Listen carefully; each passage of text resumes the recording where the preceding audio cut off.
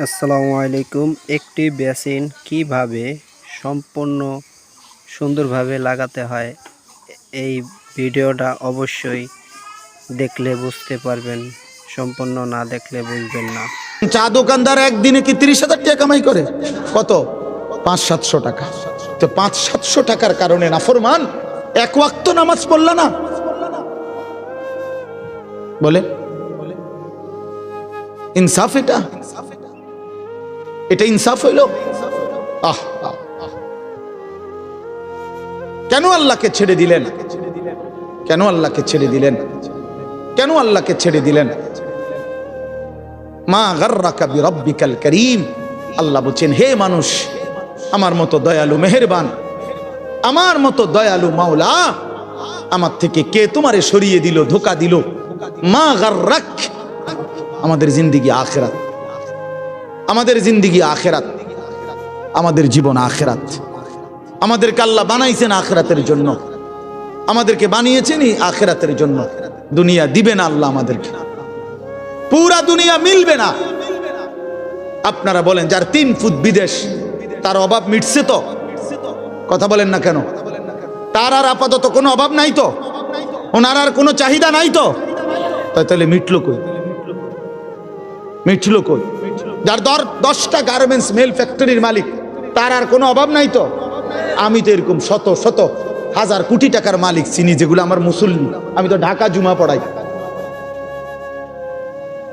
কোটি কোটি টাকার মালিকের রাত গভীরের বেদনা আর যন্ত্রণা, একাকিত্বের যন্ত্রণা আমরা তো জানি।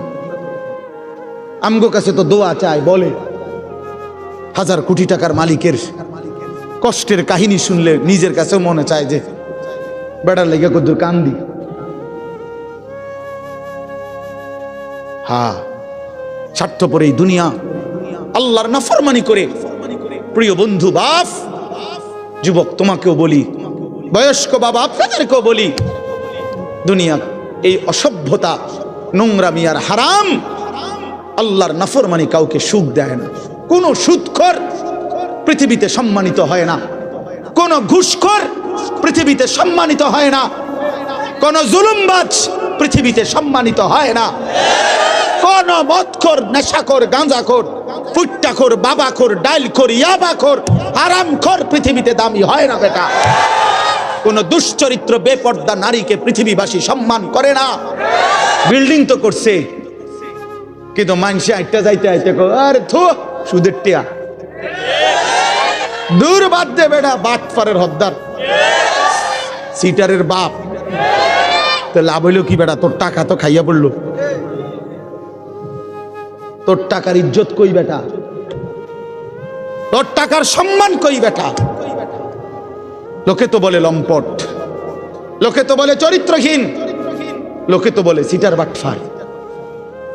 এর চাইতে বড় লানত আর কি হইতে পারে ভাই? বলে এর চাইতে বড় অপমান কি হইতে পারে? তোমার তো পরিচয় বদলে গেছে। তুমি ছিলা তো মুসলমান, তুমি তো ছিলা মুমিন। তোমার আল্লাহ বাটফারের ঘরে পাঠায় নাই, ইমানদারের ঘরে পাঠাইছিল। কিন্তু আজ তো নিজের আইডেন্টিফাই বদলে দিল। লোকে এখন বলে, সমাজে এখন পরিচিত হইল হারামখোর, নাফরমান হিসাবে, চরিত্রহীন, লম্পট হিসাবে। এই জন্য প্রিয় যুবক তোমাদেরকে বলি, বাবা, তোমরা যারা নারী ছবি, অশ্লীলতা নিয়ে, এই মোবাইলের নর্তকী নিয়ে উলঙ্গ ছবি